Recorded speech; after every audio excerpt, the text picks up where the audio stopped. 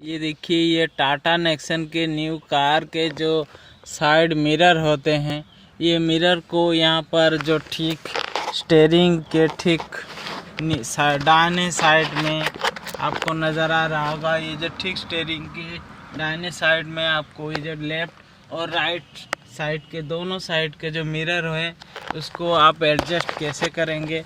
ये देखिए, आपको यहाँ से जो ऊपर दिख रहा है निशान, आपको यहाँ से राइट करना है। राइट करने के बाद यहाँ आपको जब लेफ़्ट करेंगे, राइट करेंगे, देखिए ऊपर करेंगे और नीचे करेंगे, ये ऊपर नीचे होगा। देखिए मैं कर रहा हूँ, देखिए।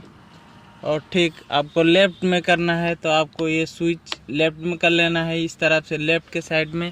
और ये लेफ़्ट में जो ऊपर नीचे होगा इस तरह से एडजस्ट होगा। जिस तरह से इस तरफ से हो रहा था, इस तरह से आप एडजस्ट कर सकते हैं।